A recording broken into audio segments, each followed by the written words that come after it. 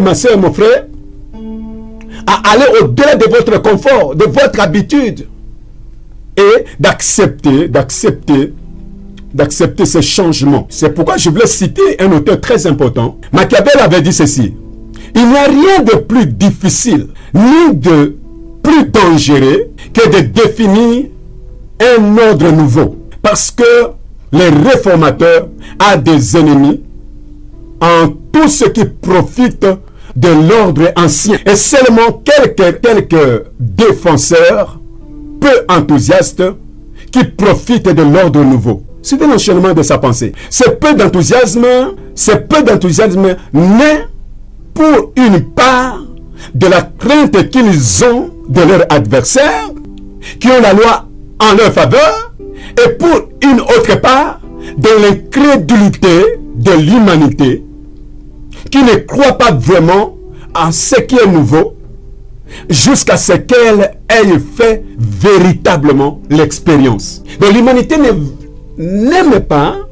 adhérer à ce qui est nouveau. On accepte difficilement la nouveauté selon l'humanité. Vous voyez, quand l'église primitive a commencé, c'était une guerre entre le judaïsme et cette nouvelle église. C'était une nouveauté, c'était le changement de camp. L'ancien culte qui était un culte imagé, qui était l'ombre à venir, qui devait prendre part à la naissance de l'église, que vous connaissez à Jérusalem, dans les Actes des Apôtres chapitre 2. Les gens qui continuaient avec cette pratique-là, ils ne savaient pas qu'un changement pouvait provenir à tout moment. Et ils étaient liés avec l'ancien système.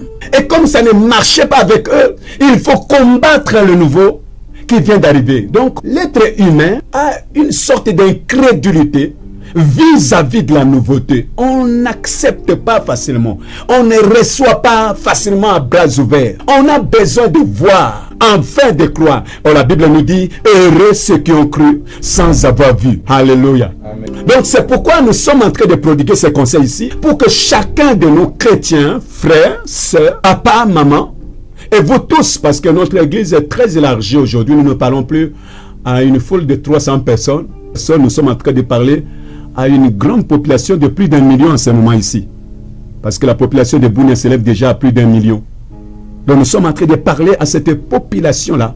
Nous ne sommes plus figés dans une petite maison, comme nous avions l'habitude auparavant. Nous sommes maintenant en mutation. L'église est en mutation avec